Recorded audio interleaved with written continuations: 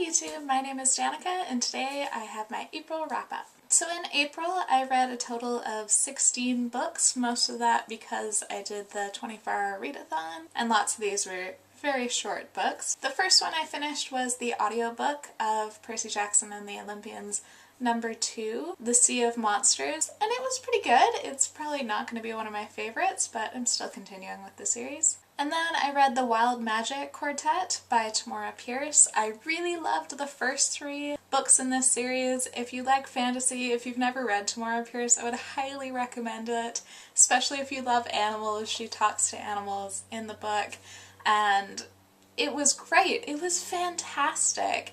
Especially the 3rd book had such a huge climax, and I would have been really happy if the series had ended there. The 4th book I just didn't like nearly as much. I felt like the plot just dragged, which I didn't find in any of Tamora Pierce's other books.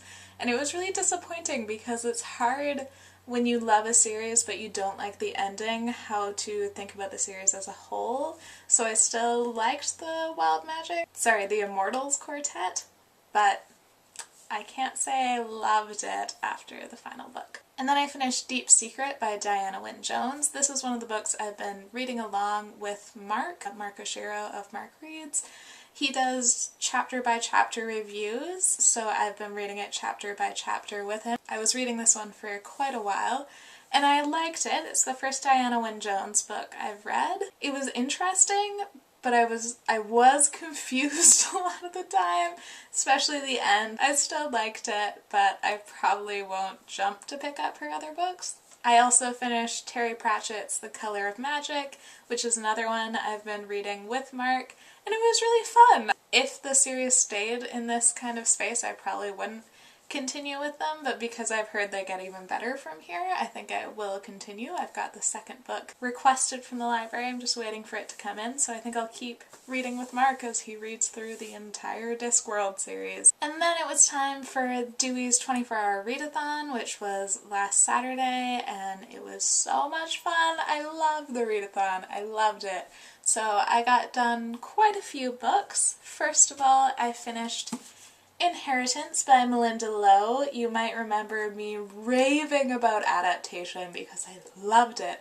I loved it so much. So I was really excited to pick up the sequel, except for right after I finished adaptation, I started hearing that, oh, the sequel's not as good, it's not as fast-paced. My coworker that I convinced to read adaptation started Inheritance before me and said she didn't like it very much, and that made me really hesitant. So I had pretty much a month between reading adaptation and picking up Inheritance to try to lower my expectations, and I ended up really liking Inheritance. It's definitely not as fast-paced as adaptation, but it's like all of the questions that got raised in adaptation are addressed in Inheritance. It really expands on everything that was introduced in the first book. So even though it doesn't go at quite the breakneck speed of the first book, I really enjoyed it. I have a full review up at the Lesbrary that I will link below. I thought this was an amazing series. I would highly recommend it to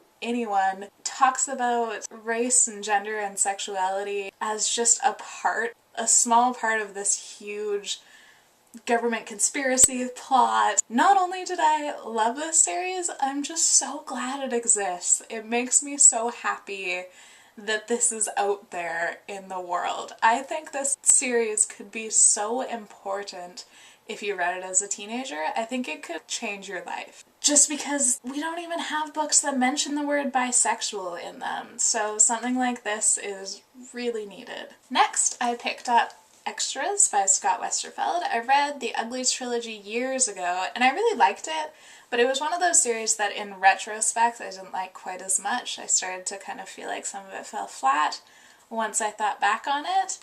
So I never finished this final it's set in the same world, but it's set in a different place with different characters and years later, so it's not really strictly part of the series. But I liked the premise, which was kind of the society that's run by popularity, that everyone's filming themselves all the time and trying to get their rank up in the system, And I liked this. I actually liked it a lot. I liked that it is set in Japan. I liked the plot. I really actually liked the main character. I felt like she was a very realistic teenage protagonist. She is very smart, very capable, but she is also impulsive and does things that maybe aren't the best decision, but they are very realistic for a teenager to do, and I still really empathized with her. So I think I probably like this better than I liked the series. If you've read the Uglies trilogy and you've been wondering whether you should pick this up, I think it's worth a read. I also liked the slang element. I know lots of people don't like kind of future slang in books, but I thought it worked really well. And then during the readathon, I moved on to The Impossible Knife in Memory by Laurie Halse Anderson. Laurie Halse Anderson, along with Malinda Lo and Scott Westerfeld, are going to be at LeakyCon, so I've been wanting to read some of their books to prepare. I've read Speak and I enjoyed it, but that was quite a few years ago, so I thought I'd pick up her more recent book. And this was, like Speak, a very powerful book.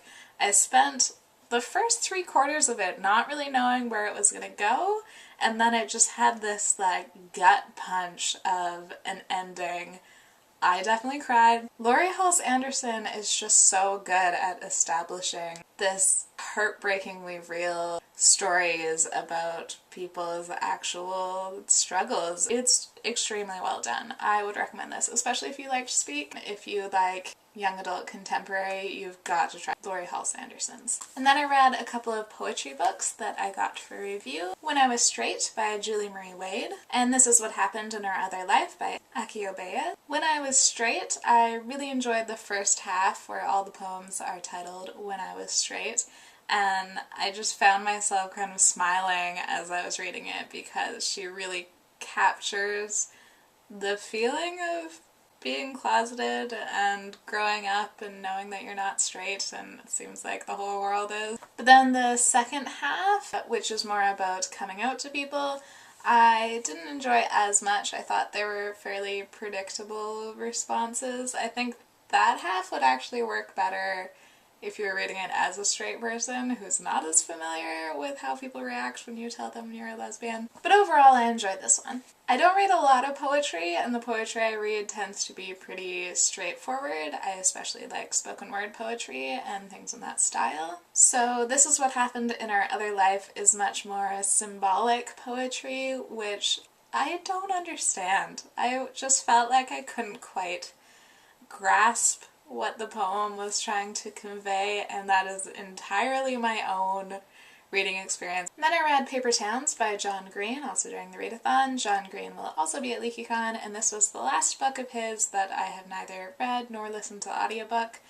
I've heard lots of people say that it's their favorite John Green book, so I was excited to try it, but after reading John Green's pretty much entire repertoire, I have to say I'm not a big fan. I actually really like John Green's videos more than I like his books. I found the plot of this one to be so similar to Looking for Alaska that it was kind of distracting, and even though it does deconstruct the manic pixie dream girl trope some, which was part of what I was excited about for this book, it still has so much sexism, and there's like gay slurs, even though they're by the villainous character and you're supposed to know that it's a bad thing.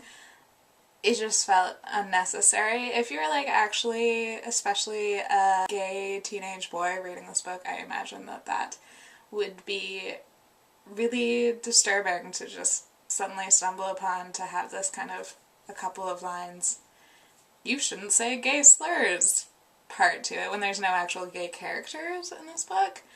Also, the girl paints her face black for a scene and then it's just wiped off in the next page. I'm like, blackface? Why? Why would you do that? That's just so unfortunate implications for no reason. You didn't need to do that at all. Like, it's supposed to be for disguise.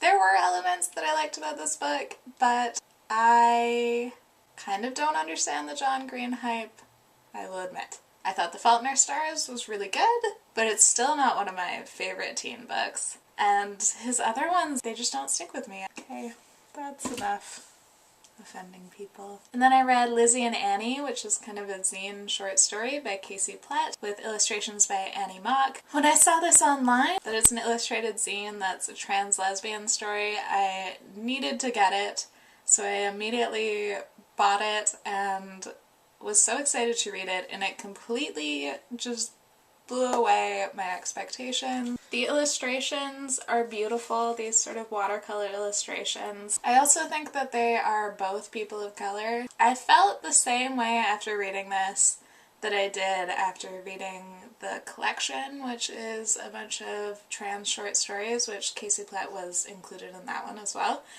And Nevada by Imogen Binnie, which is another trans lesbian book, which is just impatient. Like, all three of those were such excellent quality. This story is amazing. The characters feel so real. The situations feel so real. I mean, I'm not a trans woman, so I can't really judge that, but it's just so relatable, and it feels like people I know. These are just stories that are not being told at all. Like, these three books, and this isn't even a traditionally published book, are some of the only queer trans books out there, and they're so good. Why is there not more out there? So suffice to say, I highly recommend this little book, really more of a short story. I loved the writing style, I loved the characters. I have no complaints about this. I'm gonna look into more that Casey Platt has written or Annie Mock has illustrated because they're both excellent. Highly recommend it. And then I was falling asleep, so I read the Spiderwick Chronicles by Tony DiTerlizzi and Holly Black. Holly Black will be at LeakyCon. This is middle grade fiction. It's tons of illustrations, really big margins, so it was perfect for when it was 4 a.m. and I had been up for 23 hours. I also have a lot of these at the bookstore I worked at, so I wanted to see how I could recommend them. And I would definitely recommend these. I think they're a great story. This is a bind-up, but usually they come in books that are only about 100 pages, and half of that is illustrations. And they're a fantasy story. All 5 books, reading them together as this bind-up, I can't imagine reading them separately because they feel like one story. They actually kind of feel like just chapters in a story. I feel like this could continue for many more books. I'm surprised it's only the 5 books. There's the Beyond the Spiderwick Chronicles, which I will probably pick up at some point, but they're different characters. Basically, it's about these kids who move into this old house, and one of them finds a book about fairies, and then all of these fairies and supernatural creatures start appearing, and some of them start kind of terrorizing them in their adventures. But it's very well written. I really liked the characters. There's the 2 twin boys, Jared and Simon.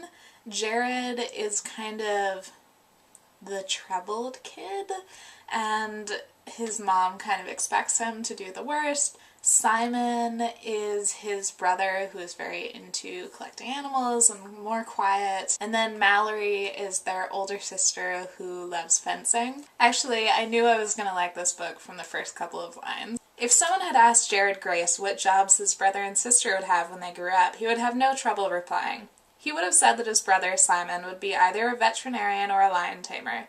He would have said that his sister, Mallory, would either be an Olympic fencer or in jail for stabbing someone with a sword. But he couldn't say what job he would grow up to have. Not that anyone asked him. Not that anyone asked his opinion on anything at all.